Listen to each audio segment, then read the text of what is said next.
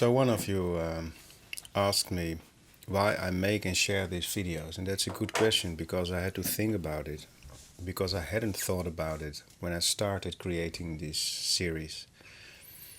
I just like to create. I like to paint. I like to write, to make music, make videos. So when I started to make videos about something, I knew it would be about the painting process because this is my daily habit, my job. When I think about why I'm already made 40 episodes about painting is because it's like a diary, but there is a difference between writing a diary and sharing these videos because a diary will make me aware of my thoughts on the process, so that would be really useful to do writing diaries. But the difference between diaries and these videos is that posting YouTube videos and really fine tuning on a certain subject and a thought and a process brings the opportunity to find you, thousands of people who just join me in thinking and sharing thoughts, quotes. So it was not really a joke in the previous video that I said that I really can recommend to read those comments of those videos and maybe we should make a book of it.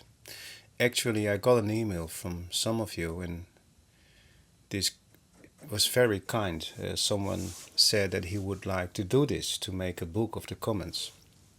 Maybe we should do this in combination with the thoughts I'm sharing, because when I would make a book only with my thoughts and the process, then it would become a book only out of my mind.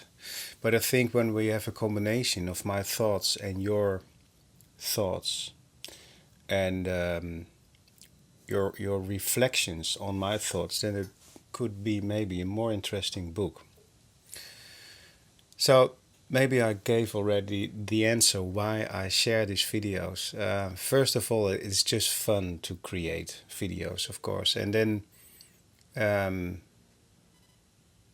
it makes me aware of what I'm doing every week, and reading your comments and your ideas is really, really useful. If I would not make videos about this, then maybe my thoughts would just get lost somewhere.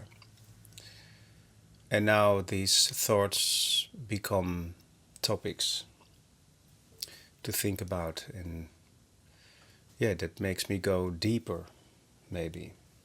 And I like that.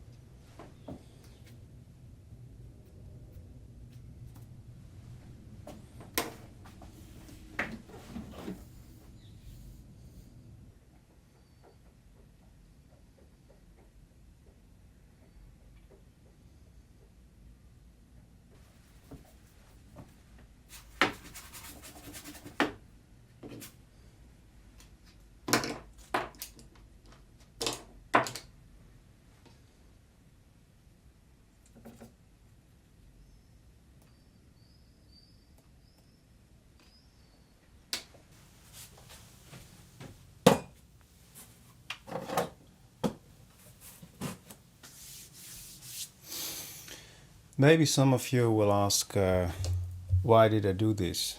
Put that messy layer over the painting, and I think I can yet answer that question. As I told you in the previous video, this was a chaos. Shouting kids awaiting St. Nicholas. And when I paint a scene like this, I want to have that feeling as well when I paint it. So this painting must reflect that emotion and this scene, this shouting chaos. I gave it a try. I painted this quite fast and then I put it away. And then I think back on that moment that I was painting it and the moment that I experienced it. So the moment that I was there at this scene. And when I think about it when I'm cycling or driving, I feel immediately if the way of painting was right or not. I felt that it was not right. It was not right because the feeling was not strong enough in this painting, the emotion. And the reason of that was that I painted it maybe like I paint all my watercolors. So I maybe choose the safe way of painting this. I start somewhere and I know how to fix it and then the painting is done. So what I did this week, what you saw me do, is actually mess it up. I do that because I want to be the painter of this one, but I also want to become the viewer. The viewer who can say, or maybe ask, why did you do this? Why did you mess it up? Maybe you can repair it when you do this and when you do that, and then you don't repair it, but you maybe can improve the painting as well. That will awaken the creativity and weighing with the manner of working that I found years and years ago was just repeating and repeating, knowing that it will succeed. I do more commissioned work, and maybe in those commissioned paintings I choose more the safe way. So the subjects will always be houses, and I know quite well what the customer expects, and I know how to do that. And then I'm maybe more crafting than experimenting. But for me, experimenting is essential to push me further and to learn more things. There will happen things I never expected before. Of course, I count that in. I count it in that I can mess it up. So there's nothing to lose. I've already brought a lot of watercolors to two galleries. I have enough work here for the next exhibition. So it won't be a problem when the painting would be thrown away.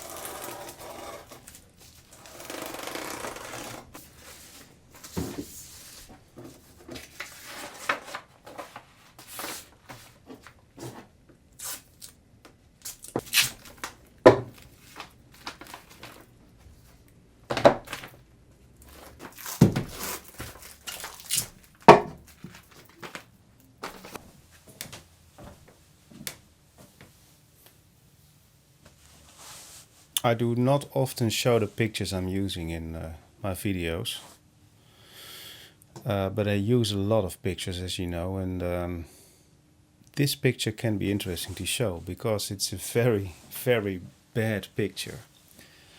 But a bad picture will turn out to be the best picture to use for a painting. I can explain why. When the picture is a good picture, and with good I mean I have a very good camera to take pictures, and a good picture would be the picture with the right contrast, sharpness, colors, composition, everything. But when this picture is too good, I can't use it anymore.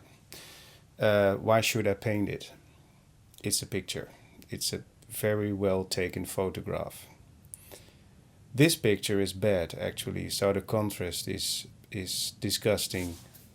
The composition is not right, and well, there's a lot to complain about, but it has the spirit of this moment. So I only have to see it in less than a second, and then I'm there again.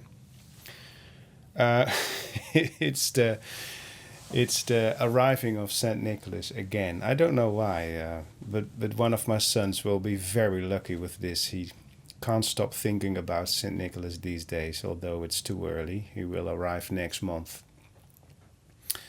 But there is an energy with all these shouting kids and the fanfare playing. I think it's more the light of that morning in the weekend, just after breakfast, and then you know that St. Nicholas will arrive, and you hear those kids outside, and then we go outside together.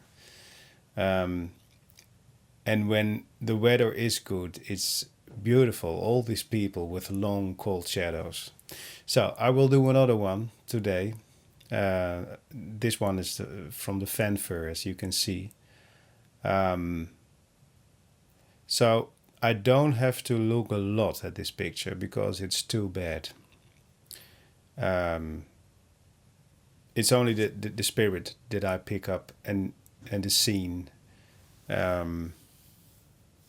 Well, and as always, the most important things will happen in the painting itself.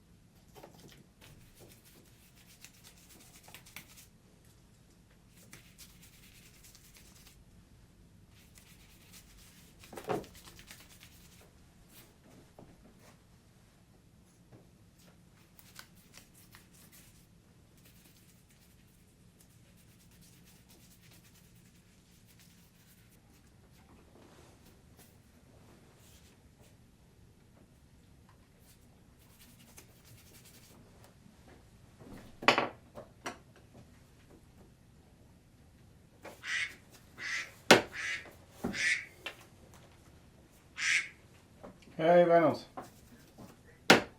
Ja, ik zit midden in een schilderij. Zal ik jou... het moet dadelijk weer even...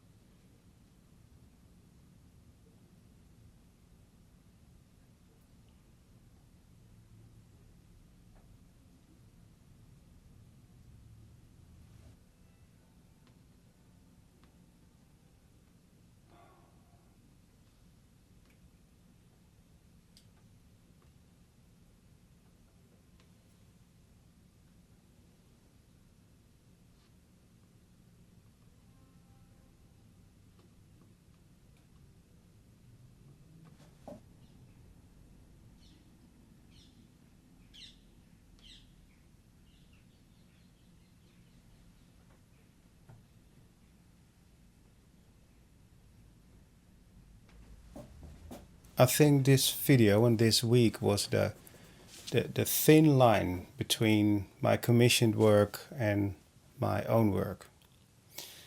As you could see, I work really fast when I work on a scene that I choose myself. There is so much focus and energy because then I'm exploring all the time. And I fell in love with this fanfare scene. I don't know why. I only remember that I wanted to be in a fanfare as a child. I asked my parents if I could join with drums, and then I've had violin lessons for 10 years. I started a third one.